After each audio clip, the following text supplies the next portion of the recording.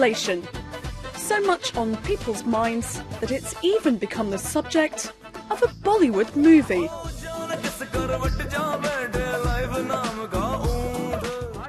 Playing to audiences in 450 cinemas across the country this past week, Sare Jahan Se Mehenga is a satire following the day-to-day routine of a middle-class family trying to cope with ever-increasing prices. It was around Feb 2011 when we decided to make the film on inflation.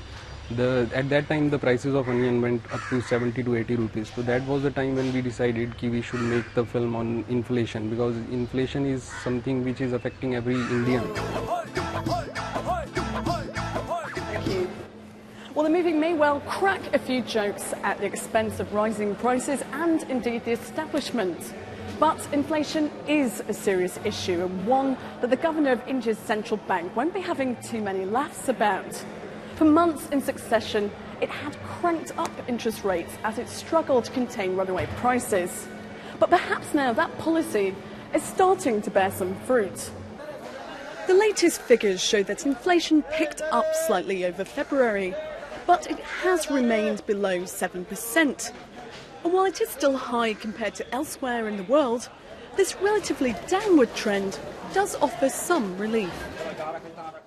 There was room enough for the Reserve Bank to cut interest rates to 7.75% last month.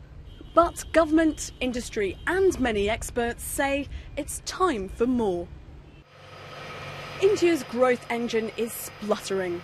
The economy is facing its worst economic slowdown in a decade. Over the last quarter of 2012, the economy grew at just 4.5%. And for the year, it's expected to ring in annual growth of only 5%. A modest pace indeed for a country that until recently has been seen as a fast-growing emerging market power. The growth situation is really facing severe difficulties. On top of that, at the moment, the government is really tightening its belt.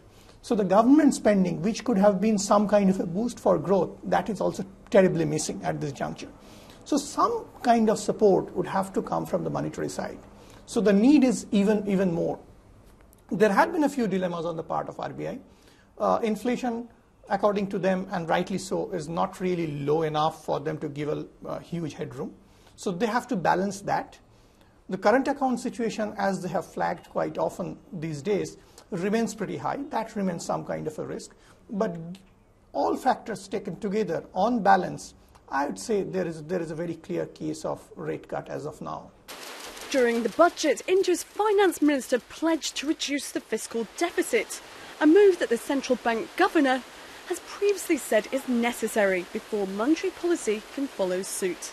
So pressure is mounting on the Reserve Bank of India to deliver an interest rate cut and help jumpstart economic growth.